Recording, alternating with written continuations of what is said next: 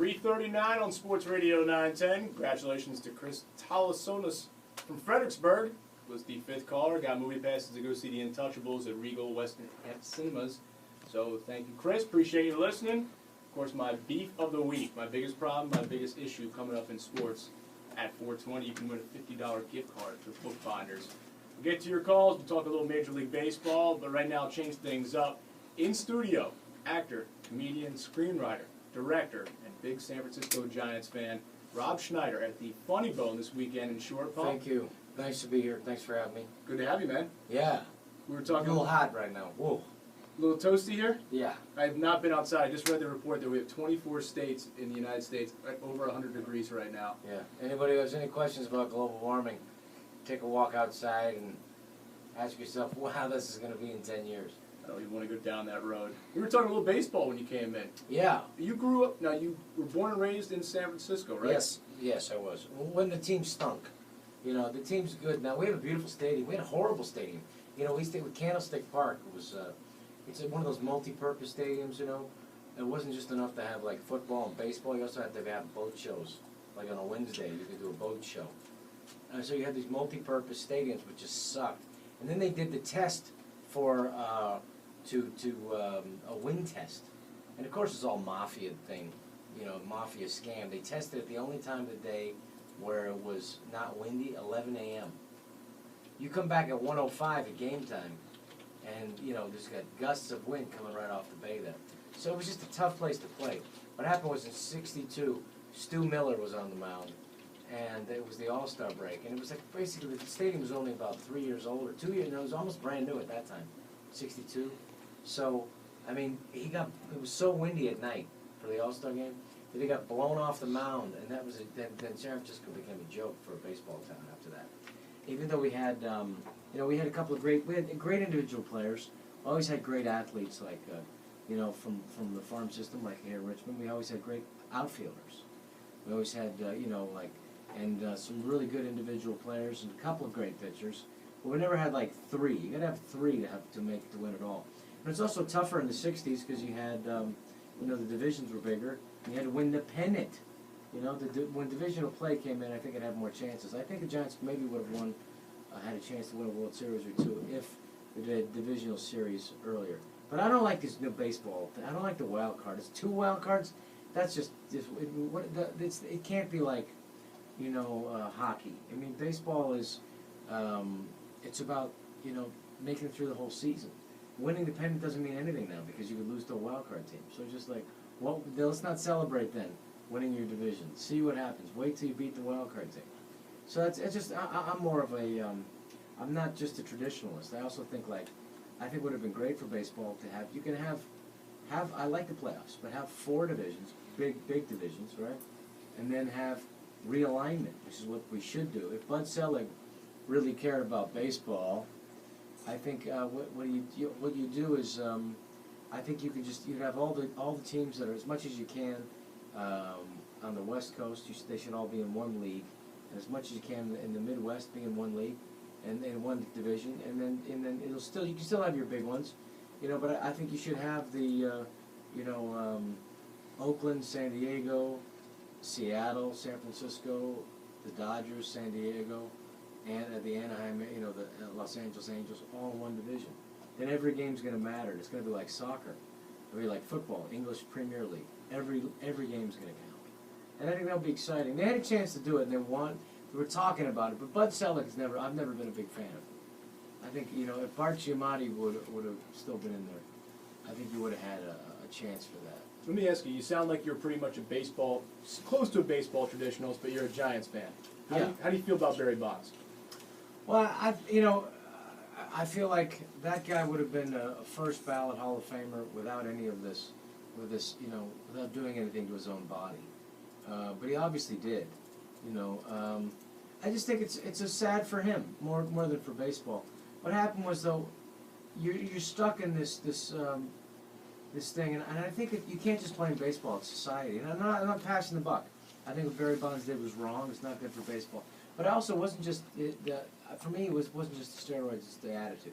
Why I'm not a Bonds fan is because his last game, you know, there was a divisional, you know, in the division, San Diego was close to, I think it was Colorado. It came down to the last day.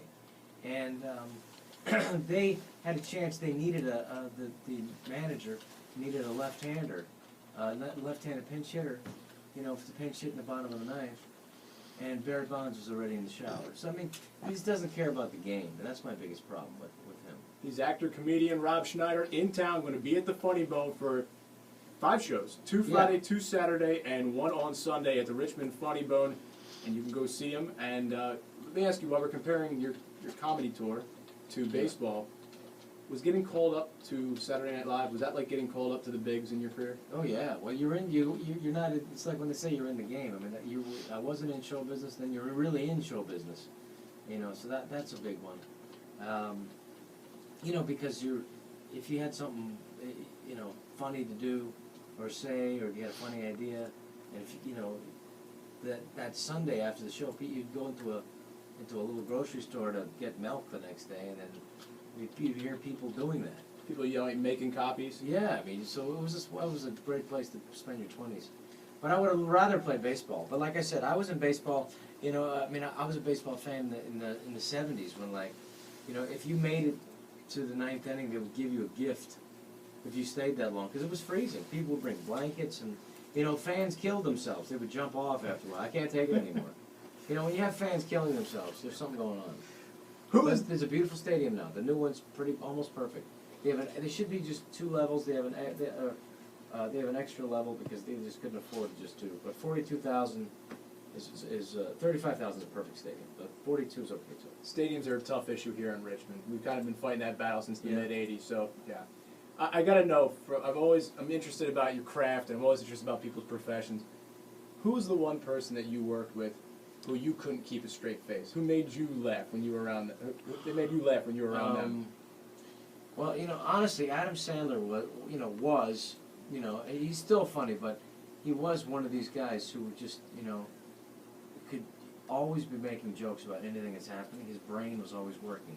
Like, you know, his brother's a lawyer, his sister's a doctor, and he's a comedian, but he still has that same mind, whereas he's just always thinking of something. So he's just like a mathematician. He's like a weird comedy calculator, always thinking of different stuff. And then, like, but he's also like a kid. I mean, like, I felt like, you know, his first week at Saturday Night Live, he had like these puffy little eyes because you have to stay up all night and then stay up during the next day. So you don't get a day, you lose a night's sleep. That's just the show. And then he had these little puffy eyes. He's like, this is the, you know, and he was so goofy. And I looked at him and I was like, this is just, he's a kid. And he's done very well for himself. But he was the guy who made me laugh the most there was him, and there's a writer named Rob Smigel was there, and another guy named Jim Downey, who was the real genius of Saturday Night Live. And then sometimes you'll meet people like Bill Murray came in. Bill Murray he hosted one time. We were all so excited to see him, but he just, you know, him and Steve Martin, when they came out and hosted, they just weren't in a funny mood. It's like, you know, you're ready for these guys to be hilarious, and it's like, oh. But, you know, I mean, they were older at the time. We were just a bunch of kids. They probably hated us.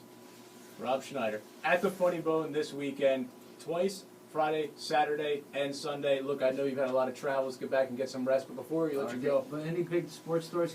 I love the English. If you haven't seen the Euro Cup, yeah, who do you got? Watch it. Spain or Italy? Well, first of all, I was really. I know that they said that Italy was never had beaten Germany, and it's you know, Italy just has their number. It's just I think there was their defense made a defensive lapse down the lower left corner.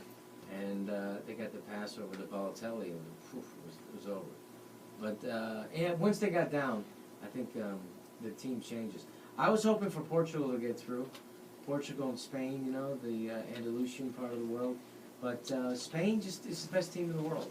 You can't beat them. But you got probably a really you know, Balotelli is like probably the best player at the height of his, you know, in the tournament right now.